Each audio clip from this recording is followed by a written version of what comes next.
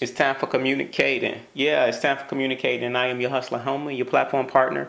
Yes, Jackson 360. And I want to talk with you about dealing with difficult people. Now, this can apply mainly in the workspace for the most part, but this also applies outside of the workspace. But I want to focus on like career and business because you're going to have a lot of difficult people, especially if you're an entrepreneur. Now, I write about this in my new book. The link is in the description about how you should deal with difficult people like a hustler would deal with difficult people. And for those who don't know me and don't know my page, a hustler is a very positive thing. In fact, a hustler is nothing more than a person who is determined to succeed, and they choose success over excuses.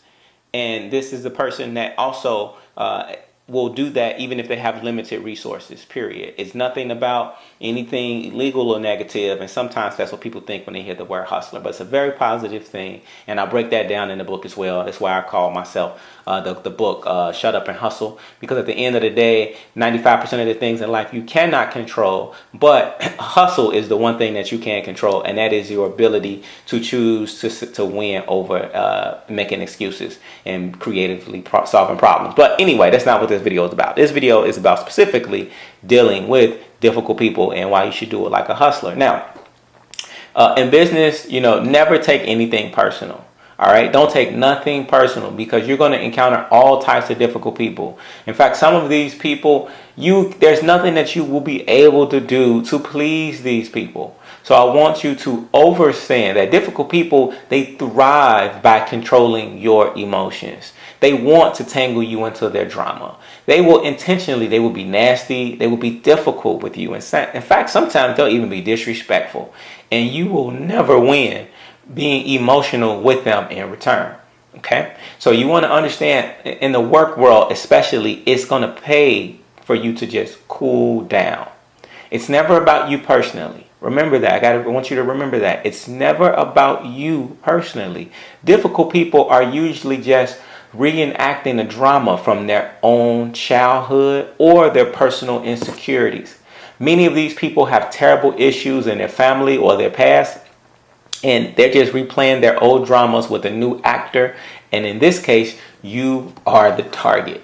So it's very important that you do not let difficult people get you caught into that emotional cycle that they want for you to get caught up into, because they will do it if you allow them. So do not allow them to do that. Okay? Now, these people sometimes can be narcissists.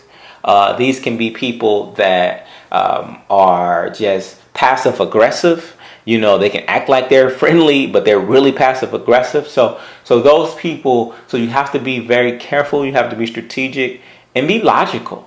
Stay calm and be logical. All right. And I want you to remember and keep in mind, whatever their behavior is, it has nothing to do with you. They're motivated by getting a reaction out of you. They just want to get you emotional. So look, you got to cut these people down to size. See them like they're little children, like they're just stomping their feet. And when you decide to get emotional with them, you're going to be taking away some of your options, right? Because now they just put you in a box. And keep in mind, the more options that you have, the more that you can win. Okay? The only option that you have pretty much when you get emotional usually is getting upset. So I've been in this situation plenty of times. In fact, one time I was in a situation where I was at this Toastmasters meeting, and I don't know what it was, but I don't know if people were just people were just having a really bad week. But there was one particular guy that he kept saying these subliminal things about what I would do whenever I went on stage, and I felt like I was really helping the meeting, because what happened was there was a lot of stuff. The meeting was very unorganized, and I was the one person that was making sure things were still getting done. So as people were speaking, I was in the back of the room still setting up the room, but I was doing it quietly. No one could really see me because I'm all the way in the back. And so I'm just making sure things are set up, because when the meeting closes, you have to have refreshments need to be out. There needs to be applications out so people can sign up. There's things that need to be set up that was just not there, but it's necessary. So I was back there setting those things up, not making any noise at all. And getting the room set up because no one else would do it. So I took the initiative to do it. We do it every meeting. And so one of the guys, he goes up and in the meeting and he's critiquing the meeting and he's saying, well, yeah, the last thing we need is people like Jackson to be in the moving while people are talking, and he's in the back of the room while people are talking. And I respected, what he's saying. I didn't really let it bother me. But then he started to go deeper and he was like, I don't understand why, Jackson has to do that. And, no one asked him to do that. Now, keep in mind, I'm the president of the meeting, of the club as well. And I don't know why this guy was just saying this stuff about me, but he was starting to get real nasty, right? And so I had to come up and speak right after him. So my initial reaction was to tell him about himself. I was going to go in on him because this is the type of stuff that I'm a big advocate of, preparing people for the real world. And so instead of just being nasty and telling him all of these emotional reasons on why it was important for me to get that stuff done in the back of the room and how people have to just learn to deal with distractions if they were distracted, instead of me going there, I was really calm. I was real logical, and I said, okay, so, I was in the back of the room preparing the room, and I'm just curious, what would you suggest how would you suggest that we get that done if we're in a position where it needs to be done and people are speaking? What would you suggest? And I said it very calm, very cool. And when I asked him the question, his answer was, well, I would suggest that, someone go put it together. So it pretty much was just proving the point of where I was at. So my point to you is sometimes it's just about being calm, asking people questions, and you'll see that a lot of times people are just in their emotions, and they'll sometimes get more frustrated when you don't get emotional. So when you're dealing with difficult people, just keep this in mind.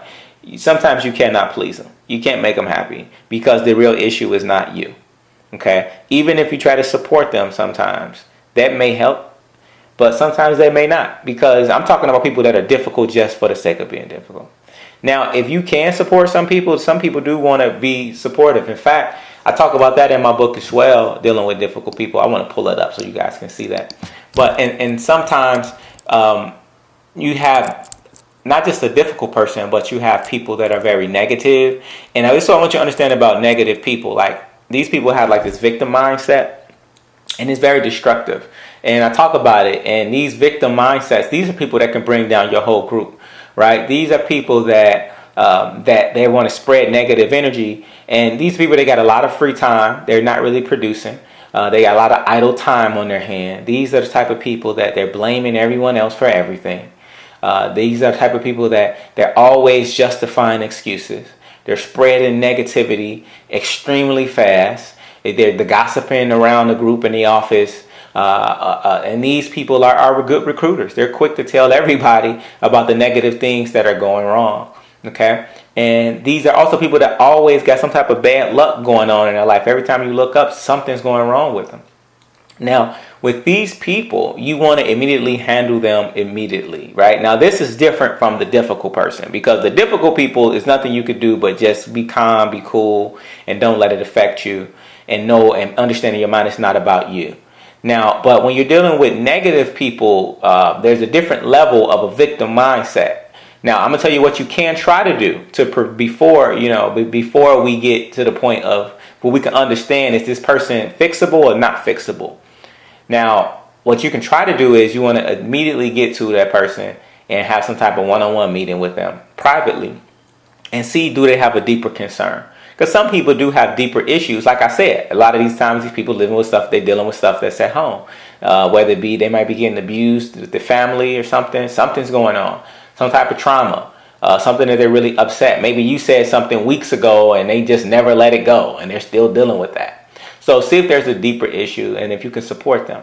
And if they agree where they want to improve, well, offer them offer them something, whether it be a book that they can read, a link or a website or a video, and say, hey, I got this video you might want to check out, or a resource. Give them some type of resource. Or a movie they can check out, a TV show, right? Something that they can improve, and then set up a date and say, hey, you know what? I want you to check out this video I'm going to send that was somebody who's in a similar situation, and then let's talk about it this Friday. Set up that time, and then on Friday, follow up with them and see, if, and you got and see if they're willing to change, if they help, if they still feel the same way. And you got to be authentic though. Like, don't be phony, because people, if you're phony, don't even do none of this. If you're going to be a phony person and you don't really want to help, then I'm gonna advise you don't do any of this. Don't even engage with the person if you're going to be phony, if you know yourself. But if you're going to be authentic and really want to help, then you do this. And then if they are improving, acknowledge it and say, I really see you making advancements. This is how I really love. Praise them and say, I really love. If it's a woman, especially, women like praise when they're doing good. And men, they enjoy praise when they're doing good, but men, they correct even better when you can point out what they're doing wrong. So men like pointing out when they're doing wrong, and women, they like praise when they're doing good. And so, you can acknowledge this, and then if it can't be fixed, then that means it's just time to separate, period. So keep that in mind. And this is how you deal with difficult people. And this is Jackson 360. And make sure you subscribe. This book, by the way, is available, Shut Up and Hustle. You can look up the link in the description, or if you just do Shut Up and Hustle, just look up Dr. Jackson 360's book on Google. You'll see it. Also, waronbills.com is available with the book as well. I will prefer you don't go to Amazon, go to my links, because that's where my page is at. I prefer to do business there than to be doing it on Amazon.